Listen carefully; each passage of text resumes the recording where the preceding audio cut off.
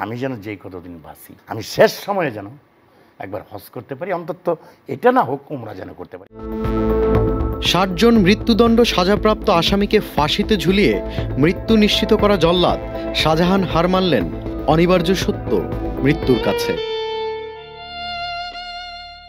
অনুভূতি তো সবারই থাকে এবং আমারও ছিল যে হয়তো কিছুক্ষণ পরে সেই লোকটা চলে যাবে দুনিয়া থেকে। তার পূর্বে আমার কাছেও খারাপ লাগতো, কিন্তু না হয় আমি খারাপ লাগলো, কিন্তু আরেকজন তো খারাপ লাগবে, সবারই খারাপ লাগবে। একটা মানুষ যখন সে যত অন্যায় করুক না কেন, এই মুহূর্তে সে দুনিয়া থেকে চলে যাচ্ছে। রাজধানীর একটি হাসপাতালে বুকে ব্যথা নিয়ে ভর্তি হলে হাসপাতালেই মৃত্যুবরণ করেন জল্লাদ শাহজাহান।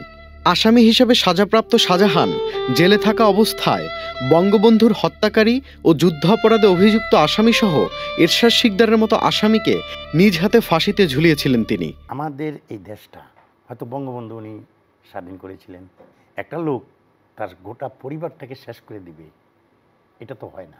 অন্যায় তো আপনি করতে পারেন, কিন্তু আপনাকে মারতে পারে, কিন্তু মারার তো কোনো ইয়ে নাই। জেল থেকে ছাড়া পাওয়ার পর জল্লাদ শাহজাহান এক বিশেষ সাক্ষাৎকারে মৃত্যুর কয়েক মাস পূর্বেও শেষ অনুরোধ ছিল যতদিন বাঁচবেন যেন সুষ্ঠু সুন্দরভাবে বাঁচতে পারেন। জেল থেকে সাজা মুক্তির পর অন্যতম আক্ষেপ ছিল জল্লাদ নামটি ধরে সাধারণ মানুষ যেন তাকে না ডাকে। মানুষ একটা আতঙ্ক, জল্লাদ জানি সেটা আতঙ্ক, কিন্তু আপনি যদি বলেন যে সেটি তো আসলে একটা মৃত্যুদণ্ড প্রাপ্ত আসামিকে ফাঁসির রায় কার্যকর করার একজন লোক, তিনি একজন কর্মী, এবং সেটি রাষ্ট্রের স্বার্থে কাজটি করা হয়, তাহলে এই জল্লাদকে জল্লাদ দেওয়া ঠিক সঠিক নয়। কি দেওয়া উচিত?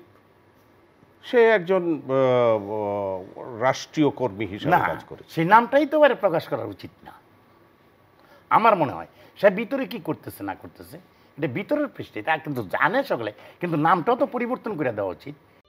জেল থেকে বের হওয়ার কিছুদিন পরই টিকটকার এক তরুণীকে বিয়ে করে বেশ আলোচিত সমালোচিত হয়েছিলেন জল্লাদ শাহজাহান। জল্লাদ শাহজাহানের শেষ ইচ্ছে ছিল হজ করবেন, তবে জীবনের মারপ্যাচে পূরণ হয়নি জল্লাদ শাহজাহানের স্বপ্ন। আমি শেষ সময়ে যেন একবার হজ করতে পারি, অন্তত এটা না হোক উমরা যেন করতে পারি। স্বপ্ন পূরণের আগেই অনিবার্য মৃত্যুর স্বাদ গ্রহণ করলেন আলোচিত জল্লাদ শাহজাহান। Tanfil Limon, Channel I.